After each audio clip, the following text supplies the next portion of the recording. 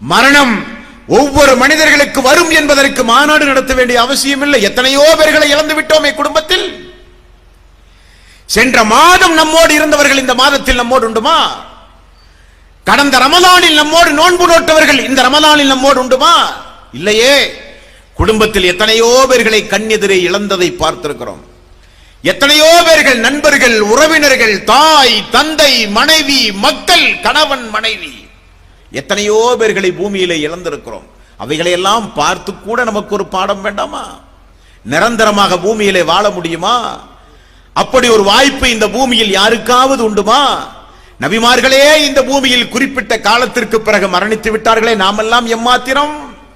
எல்லோருக்கும் தவிர்க்க முடியாத ஒன்று மரணம் என்பது. அந்த நேரத்தில் வானவர்கள் நம்முடைய உயிரை கைப்பற்றும் போது அஸ்ஸலாமு அலைக்கும் வரஹ்மத்துல்லாஹி வபரகாத்துஹு, உன் மீதும் உன்னுடைய உடம்பிலே இருக்கிற உயிரின் மீதும் அல்லாஹ்வுடைய சாந்தியும் சமாதானமும் உண்டாகட்டும் என்று சொன்னால், அந்த சலாத்தை கேட்கிற பாக்கியம் நமக்கு கிடைத்தால் நாம் வெற்றியாளர்கள். நாம் நம்முடைய ஈமானை பாதுகாத்துத்தான் மரணித்திருக்கிறோம். என்னுடைய அமலை என்னுடைய ரப் ஏற்றுக்கொண்டான். சிறிய பெரிய என்னுடைய எல்லா நல்லறக்கலங்களும் அல்லாஹ் எனக்கு கூலி தந்து விட்டான். நான் வெற்றி பெற்று விட்டேன். வானவர்கள் எனக்கு நல்வாழ்த்து சொல்லி என்னுடைய உயிர்களை கைப்பற்றுகிறார்கள்.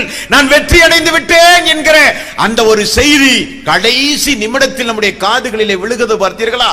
அதுதான் நம்முடைய இறுதி வெற்றிங்க. அதுதான் நம்முடைய இறுதி வெற்றி. இந்த உலகத்தில் முஸ்லீமாக வாழ்வது முக்கியம் அல்ல, மரணம் அதை சார்ந்து இருக்க வேண்டும். யா அய்யுஹல்லதீன ஆமனு தக்குல்லாஹ ஹக்க துகாத்திஹி வலா தமூதுன்ன இல்லா வ அன்தும் முஸ்லிமூன். ஈமான் கொண்டவர்களே, அல்லாஹுவை பயப்பட வேண்டியவாறு உண்மையாக பயப்படுங்கள். அல்லாஹ்வுடைய வார்த்தை. முஸ்லீமாகத்தான் நீங்கள் மரணிக்க வேண்டும். உங்களுடைய உடம்பிலே இருந்து உயிர் பிரியும் பொழுது ஈமானை நீங்கள் பாதுகாத்த நிலையில் நீங்கள் இருக்க வேண்டும். நீங்களுடைய உடம்பிலே இருந்து உயிர் பிரியும் பொழுது பெரும்பாவங்கள் செய்த நிலையில் இருக்கக்கூடாது. காரணம், லா யஸ்னி ஸானி ஹீன யஸ்னி வஹுவ மூமினூன். விபச்சாரம் செய்யும் போது ஒரு மனிதன் மூமினே கிடையாது, அவனிடத்தில் ஈமான் கிடையாது. ஒரு மனிதன் விபச்சாரம் செய்யும் போது ஆடையை கலட்டுகிற அதே நேரத்தில் ஈமான், இஸ்லாம், முஸ்லிம் என்கிற எல்லா அந்தஸ்தும் அவனை விட்டு வெளியேறி விடுகிறது. மதுபானம் அருந்தும் போது ஒரு மனிதன் மூமின் இல்லை. திருடுகிற பொழுது ஒரு மனிதன் மூமின் இல்லை. அல்லாஹ்வுடைய ரசூல் சொன்னார்களே, எவ்வளவு பெரிய வார்த்தை, எவ்வளவு பெரிய ஒரு வார்த்தை. சொன்னது யார்? அகிலத்தின் தூதர். வஹீயின் அடிப்படையில் சொல்லுகிறார் அல்லாஹ்வுடைய ரசூல், லா யஸ்னி ஸானி ஹீன யஸ்னி வஹுவ மூமினூன். மூமின் விபச்சாரம் செய்ய மாட்டான். விபச்சாரம் செய்தால் அவன் மூமினே கிடையாது. 10 நிமிட சுகத்திற்காக வேண்டி விலை மதிக்க முடியாத ஹிதாயத்தை காற்றிலே தூக்கி மடையன் வீசுவானா? நபிமார்கள் நூஹ் அலைஹிஸ்ஸலாத்து வஸ்ஸலாம் தன்னுடைய மகனுக்காக வேண்டி அல்லாஹ்விடத்தில் அழுகிறார். யா அல்லாஹ், எனது மகன் எனது குடும்பத்தை சார்ந்தவன். எல்லோரையும் அல்லாஹ் அழிக்கிற போது 950 ஆண்டு காலம் அந்த பூமியிலே வாழ்ந்த ஒரு இறை தூதர்.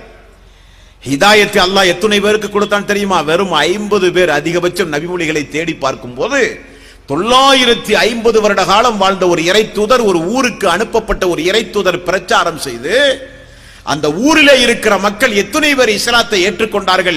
எவ்வளவு மனிதர்களுக்கு அல்லாஹ் ஹிதாயத்தை கொடுத்தான் என்றால் வெறும் 50 பேர் தான் 950 ஆண்டு கால பிரச்சாரத்திற்கு பிறகு கிடைத்த வெற்றி. அல்லாஹ்வுடைய நாட்டத்தின் அடிப்படையில் அந்த சமுதாயம் அழிக்கப்படுகின்றது. மகன் அந்த அழிவிலே சிக்குகிறான். அதை பார்த்து துடியாய் துடிக்கிறார் ஒரு இறை தூதர். அல்லாஹ் என்ன சொன்னான்? அவன் உன்னுடைய மகனே அல்ல என்றான் அல்லாஹ். இப்ராஹிம் அலைஹிஸ்ஸலாத்து வஸ்ஸலாம் தந்தையினுடைய ஹிதாயத்திற்காக வேண்டி துடியாய் துடித்தார். அல்லாஹ்வுடைய ரசூல் நபிகள் நாயகம் ஸல்லல்லாஹு அலைஹி வஸல்லம், பெரிய தந்தை ஒரு வார்த்தை சொல்ல மாட்டாரா? அவருக்காக வேண்டி அல்லாஹ்விடத்தில் பரிந்து பேசுவானே, தாடி நிறைய தேம்பி தேம்பி அழுதார். அல்லாஹ் ஒரே வார்த்தை தான் சொன்னான், நீங்கள் நாடியவர்களுக்கெல்லாம் நேர்வழி காட்ட முடியாது, நேர்வழி என்னிடமிருந்து தான் வரும்.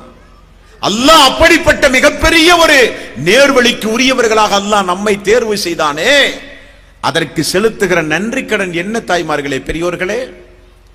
அதற்கு அல்லாஹ்வுக்கு நாம் செலுத்துகிற நன்றி கடன் என்ன? நன்றி கடன் அவன் தடுத்த எல்லா ஹராமையும் செய்வது, அதுவா நன்றி கடன்?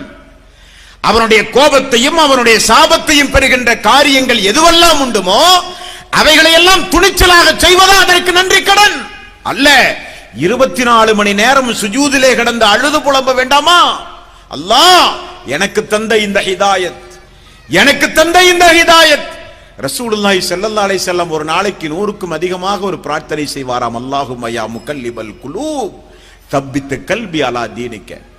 உள்ளங்களை புரட்டுகின்ற யா அல்லாஹ், என்னுடைய உள்ளத்தை இந்த மார்க்கத்தில் உறுதிப்படுத்தி யா அல்லாஹ், என்னுடைய இந்த மார்க்கத்தில் என்னுடைய உள்ளத்தை உறுதிப்படுத்தி யா அல்லாஹ். ரப்பனா லா துஜி குலூபனா பஅத இத ஹதைதனா வஹப் லனா மின் லதுன்க ரஹ்மா இன்னக அன்தல் வஹ்ஹாப். யா அல்லாஹ், எங்களுக்கு நீ நேர்வழியை காட்டிய பிறகு அந்த நேர்வழியை விட்டும் எங்களுடைய உள்ளம் தடம் புரண்டு சென்று விடாமல் நீதான் எங்களுக்கு அருள் புரிய வேண்டும் என்கிற பிரார்த்தனை அல்லாஹ் கற்றுத் தந்திருக்கிறானே. என்றைக்காவது வாழ்க்கையில் ஒரு நாளாவது செய்திருப்போமா அந்த பிரார்த்தனையை? உள்ளம் தடுமாற்றம் அடையாமல் நேர்வழியை விட்டும் தவறி வழி தவறி சென்று விடாமல் ஹிதாயத்தோடு முஸ்லீமாக மரணிக்க என்றைக்காவது ஒரு பிரார்த்தனையாவது செய்திருப்போமா? மறந்து விட்டோம். காரணம், மார்க்கம் என்கிற மகத்துவம் நமக்கு தெரியல. ஈமான், முஸ்லிம், மூமின் என்கிற அந்தஸ்து நமக்கு புரியல. எவ்வளவு பெரிய விலை மதிக்க முடியாத ஒரு பொக்கிஷத்தை பெற்றிருக்கிறோம். அந்த பொக்கிஷத்தை பாதுகாக்க தெரியாத சமுதாயமாக இந்த சமுதாயம் இருக்கிறது என்று சொன்னால் எவ்வளவு பெரிய வேதனைக்குரிய ஒரு காரியம். அந்த நிலையிலே மாற்றங்கள் வர வேண்டும்.